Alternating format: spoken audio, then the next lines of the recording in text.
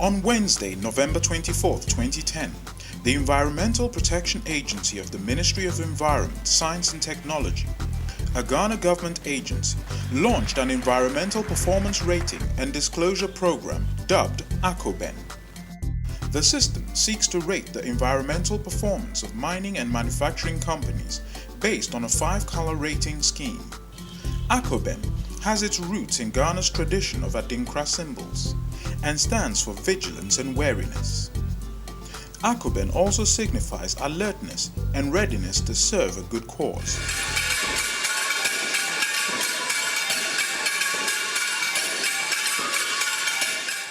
Today, the EPA of Ghana, in collaboration with relevant stakeholders, in especially the mining and manufacturing industries, have sought to outdoor environmental performance rating and disclosure initiative,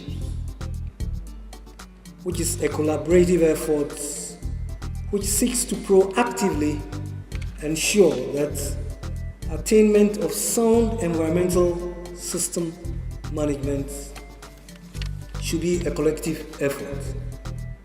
This has been and continues to be a real challenge for our country.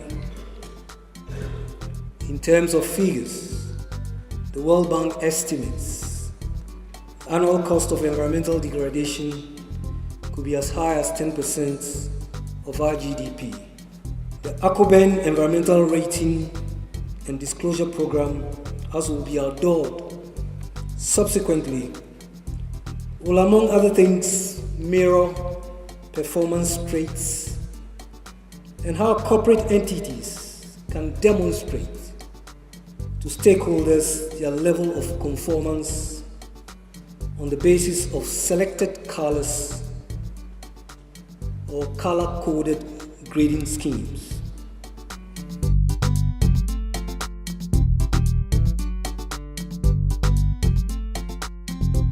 Mr. Jonathan Allotte, the Executive Director of the EPA, gave an overview of the program.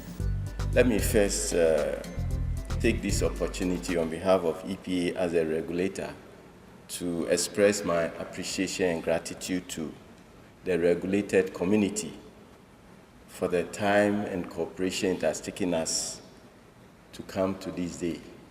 It's over a 5-year period, but I'm happy that we all can be. I know the system we're going to run is not that perfect, but in its operation, I believe that we can help make it a perfect one, an example to the world. Command and control, which is the old way of regulating, is a very expensive one. It requires resources and a number of regulatory tools. And Ghana, as a developing country, we are not in the position to be able to apply this effectively. Thus, monitoring and inspection itself is a resource-intensive one, and one has to find innovative ways and approaches for improving efficiency.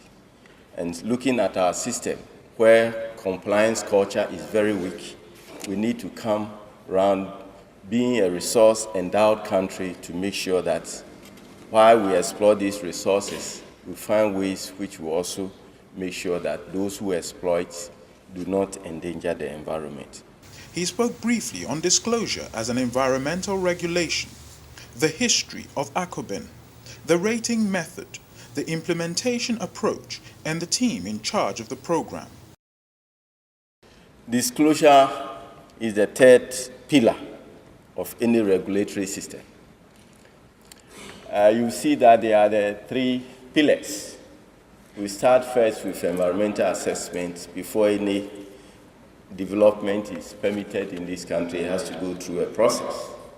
And then with that, permits are given which determine the legal requirements and which we can give fines and so on. What we've introduced is the third pillar, environmental rating and public disclosure. And this involving the public. We know that in the past people have said, people come with all kinds of things, EPA is not doing anything and so on. So this system involves the public at the end. where it will be disclosed to the public so that they know. Legal enforcement also will be the final tool that will apply. That is part of the command and control structure. But this, if it fails and people don't respond to public pressure and things, then that's the last resort. Now we go to the history. This goes back to 1999, just before the new millennium dawned. We realized that we had to encourage people. You don't always have to go with a stick. So in 1999, we started a system of rewarding. And this was somehow arbitrary. Every year we have to sit down and say, oh, which company has done well? So this has progressed. It's part of the evolution that has taken place. Between 2005 and 2007, we introduced the Akoben, initiated the effort in October 2004. So between 2007, we came out with a system. But we realized that there were some weaknesses in the system. So we had to go through a refining process. So 2010, we believe that Akoben is ready to go public, and that's what is being done today.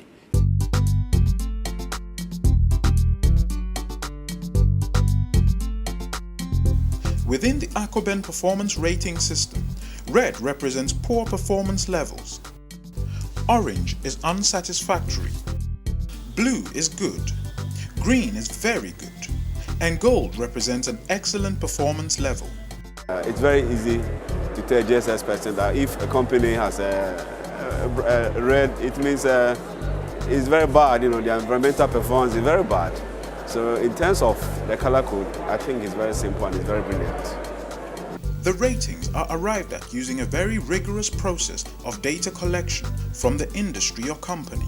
EPA inspectors employ measuring tools, video evidence, and testimony from communities around the mining or manufacturing company. This is checked against data that the company itself has submitted to the EPA. The data is collated and submitted into a computerized database system that reconciles and reports on levels of compliance. Ransford Sechi gave a technical overview of the Akoben system, especially highlighting the criteria for measuring performance. In consultation with industry players and other major stakeholders to come out with the ingredients. In this case, if you look at it, we have 7 ingredients which form part of our food.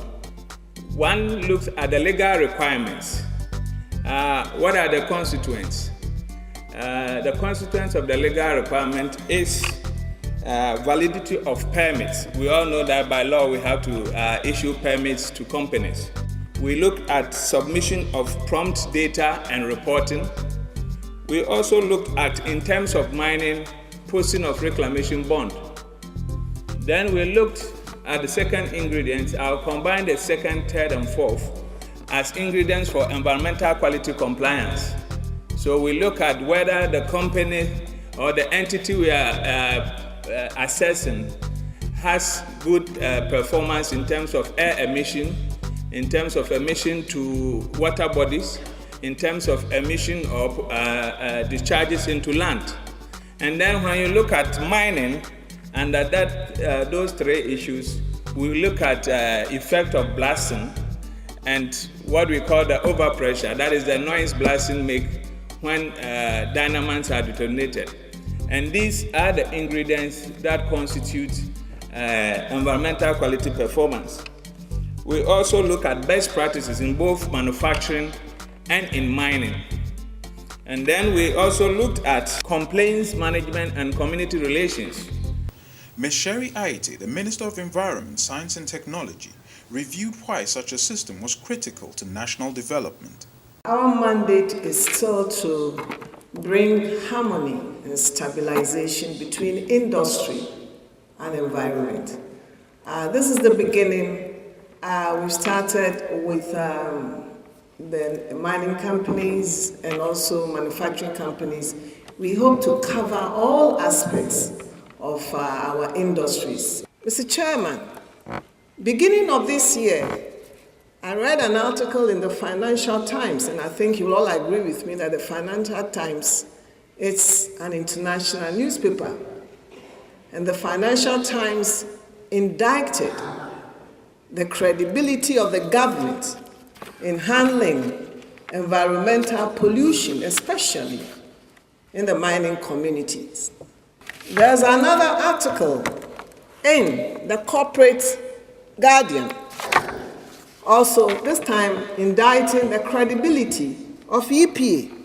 If this happens with Ghana's fledgling oil industry, the adversely affected host communities only have to look eastwards. Mr. Chairman, I only quoted this article to illustrate to our august audience the importance of today. We are now awake to put environmental pollution behind us. I see a lot of determination in the deliveries, especially on the part of the EPA. And that's what gladdens my heart. It's a very historic day in that the environmental management of Ghana has been brought to another level.